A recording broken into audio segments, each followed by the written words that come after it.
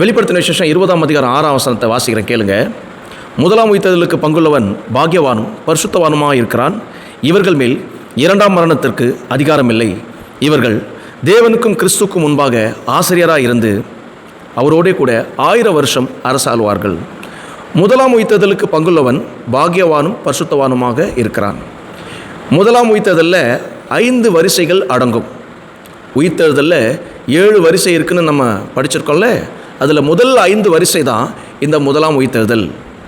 முதல் 5 வரிசையில் உயிரோடு எழுப்பப்படுறவங்க தான் 1000 வருட அரசாட்சியை அவர்கள் அடைவார்கள். 1000 வருட அரசாட்சியை அவர்கள் சுதந்தரிப்பார்கள். 6ஆம் வரிசைக்கும் 7ஆம் வரிசைக்கும் 1000 வருட அரசாட்சி கிடையாது. முதல்ல 5 வரிசையில் உயிரோடு எழுப்பப்பட்டவர்கள் எல்லாருமே 1000 வருட அரசாட்சிக்கு வருவாங்க.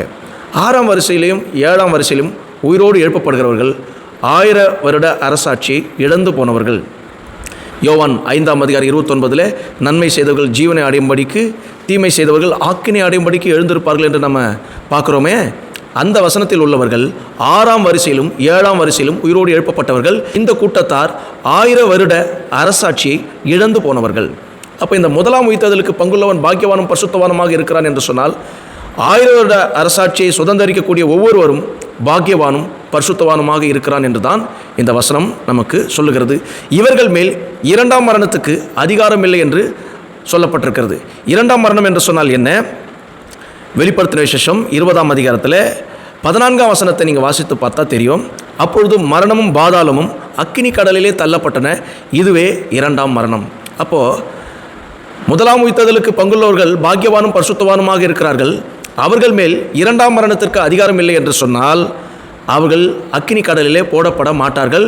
ஆனால் 6ஆவது வரிசையில் நன்மை செய்தவர்கள் உயிரோடு எழுப்பப்படுகிறார்களே, அவர்கள் அக்கினி கடலிலே போடப்பட மாட்டார்கள். ஆனால் அவர்கள் 1000 வருட அரசாட்சி இழந்து போனவர்கள்.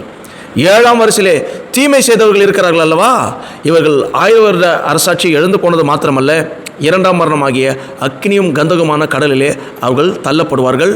இதை நாம் நன்கு புரிந்து கொள்ள வேண்டும்.